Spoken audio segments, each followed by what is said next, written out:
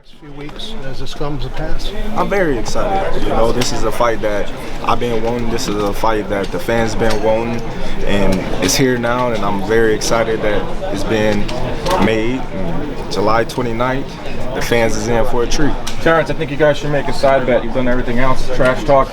Errol's going to come through here. You can start it with what you think the side bet should be, then I'll go to Errol. A side bet, man, listen. How much? What are we doing? Man, look. Our bet is, you know what I mean, I'm going to be victorious in becoming welterweight champion of the world July 29th. So tell me an extra mil, okay? You had a lot of back and forth going on there. It came out like really natural, and it seemed like you're actually having a little bit of fun with it. How much are you really enjoying this moment leading up to the fight? Well, I'm enjoying the moment because I feel as if it took a long time for this to be here today, you know, and now this is my moment to enjoy it while it lasts. So you're able to like step back a little bit from all this hype and everything to enjoy it in the moment, or do you think? Yeah, well, both. You know, I enjoy it. I experienced it before. I love it. I love the seesaw effect of it, and that just makes for an exciting fight. You know, you got two great fighters fighting for welterweight supremacy, for all the marbles, for all the belts, for undisputed pound-for-pound fighter in the world. So what can I say? It's going to be a great event. Terence, what do you make of Spence's body shots and his jab? That seems to be, you know, two of the attributes people point out a lot why they think he can win the fight. What do you make of those attributes? Well, they're great attributes. You know, he's a great body puncher. He got a great jab, one of the best jabs in boxing. You know, but myself, I got one of the best jabs in boxing. I throw great body shots as well. So, you know, like I said, that's going to make for an exciting fight. You know, you got one fighter that's all people say is he's big, he's strong, he wears his fighters down, he goes to the body, he breaks them down, and you got another fighter where you say he can make adjustments on the fly, he's fast, he punch hard, he's elusive, he's smart. Who's gonna win? You know, that's why you tune in. His Duncan Garnett comparison, what it was really about, he was saying is, you're more athletic, you're more talented, but he's more fundamentally sound. The way he concedes that you're the more athletic, faster guy, do you concede he is the more fundamentally sound fighter? No, I don't think that he's more fundamentally sound because, you know, anything that he can do, I can do the same. You know, so I wouldn't say that. Terence, you're the air quotes B side, but you're also the favorite. You don't often see that in boxing. Do you feel like this is a time now where you can prove that you're not just a top fighter, but a draw financially? You're an A side fighter and a marquee draw. Of course, you know, people know the real. You got a lot of people out there that say foolishness things because they don't know nothing about boxing, or they just new to boxing, so they piggyback off of what somebody said that they feel know what they talking about. So sometimes, you know, they may say something and then it get a domino effect and get a lot of people to hop on the hype train. But for me, my objective is to keep doing what I'm doing, and it's a reason why the betting favorites is in my favor. Right? Well, this is a new chapter in your career. So the rematch takes place. Would it be a 147 or 154? I don't know. Hopefully, you know what I mean, that wouldn't be anything that I have to be discussing. You know, I don't plan on losing, so, you know, that's something that will be discussed with him and his team. With fighters like this, the margin of talent is so thin. You guys are both excellent fighters, but you talk about breaking each other. What do you see in Errol Spence that makes you think you can break him? Well, like I said, you know, he's training hard, I'm training hard. What do he see in me to make him feel as if he can break me?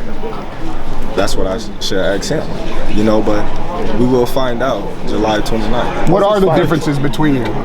Financially, mentally, physically? It's going to be mentally. You know, the mentally toughest fighter, July 29th. going to win.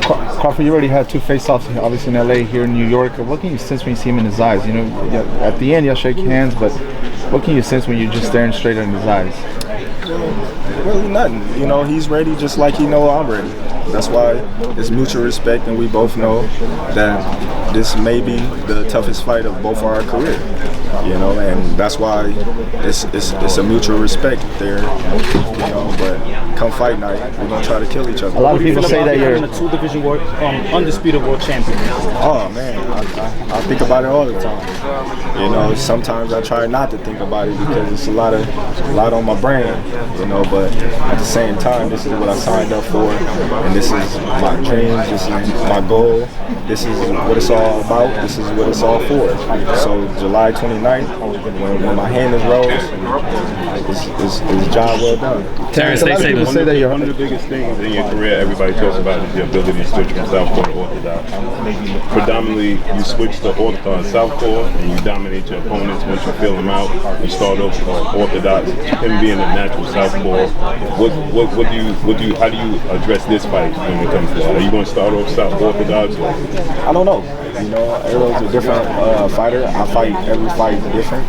You know, so come fight night, we'll see what I'm most comfortable with. Now, when people say the southpaw, what gives you the advantage when you switch to southpaw? What is it about the southpaw stance that gives you such a big advantage? It just depends on the fighter. You know, sometimes southpaw is not the advantage. Sometimes orthodox is. So we shall see. Terrence, can you really be as good? Down over here for a couple questions. Yeah. Thanks. What are some of your favorite welterweight fights of all time?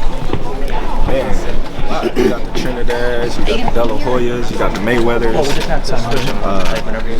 It's hard to say.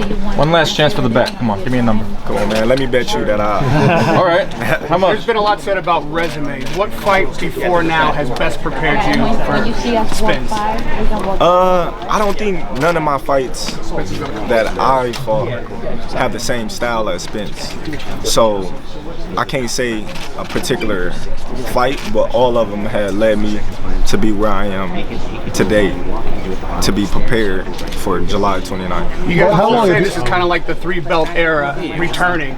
In that era, who do you see that is like you? If you look back at the 80s and the 90s, who's Terence Crawford in that era? Nobody.